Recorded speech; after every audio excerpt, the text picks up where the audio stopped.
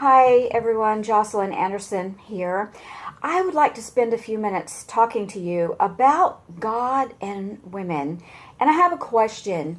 Do you attend a church that claims to support equality between men and women in a functional way? Does your church support women in ministry? Does your church allow women to stand behind the pulpit and preach to the entire congregation? If you attend one of these churches, I have another question.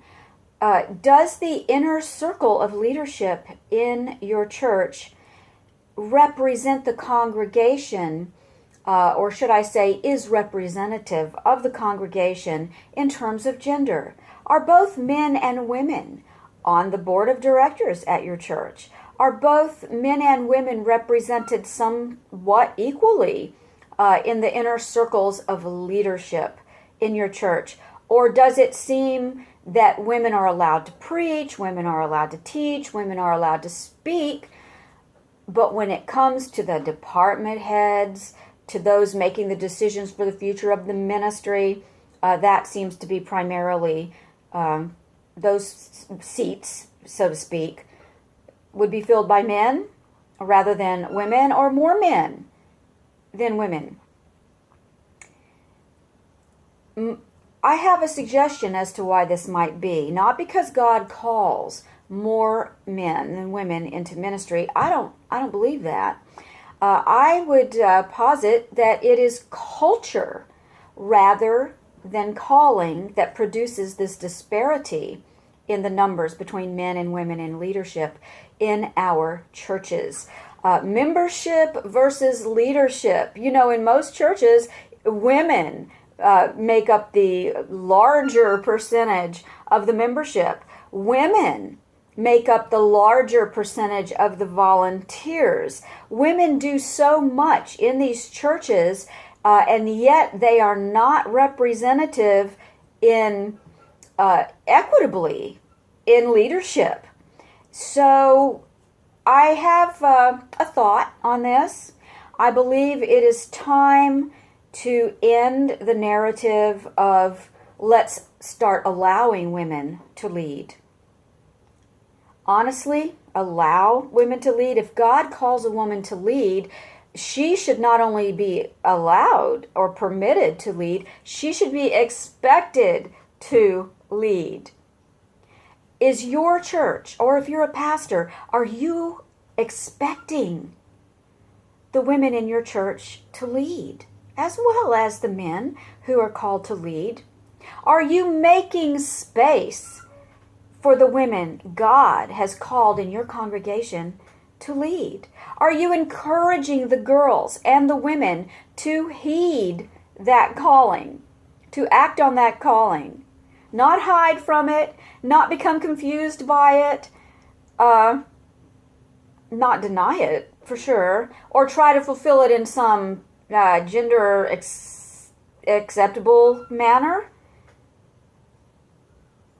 Let's expect our women to lead. God calls women as leaders. And pastors, I challenge you, Sunday school teachers, elders, leaders, expect these women to lead, make space for them to lead, encourage them to lead, and I believe you will find that God blesses your ministry, your congregation. We all have something to offer. You know, God, I can't speak for God. He's God. His word speaks for him. But as a rule, his word is not gender specific. Honestly, I've been reading his word since 1980. I don't know. My baby was born in 1980. I started since 1981. My youngest son was about a year old when I began reading the Word of God every day. And my youngest son is going to be 38 in just a few weeks. And so reading the Word of God for almost 40 years, I just don't find gender-specific, commands and admonitions in the Word of God.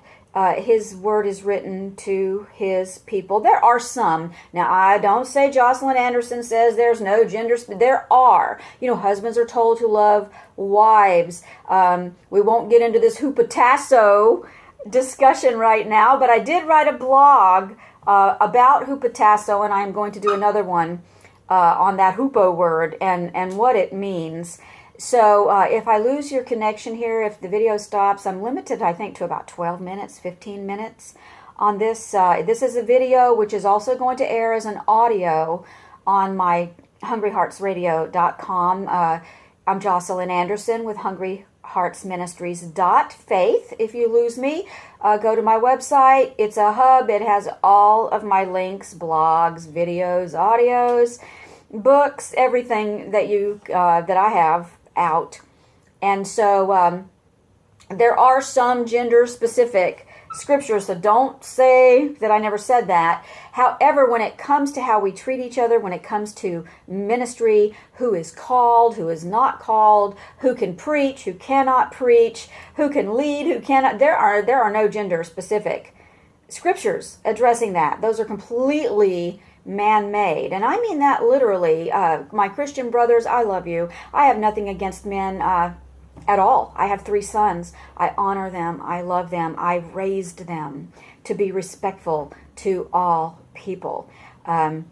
So the man-made doctrines, though, are literally, most of them, made by man, made by men who wanted male dominance. And that was just prophesied in Genesis chapter 3. I wrote about that too, and it's just very obvious. So we don't need to get into that either. But what I'm talking about today is the membership versus leadership disparity in ratios, and why aren't women being encouraged and expected to fill some of these spaces, that should be made in our churches to minister to all of God's children, his men, his sons, his daughters, his little children, his adults, whatever level we're at.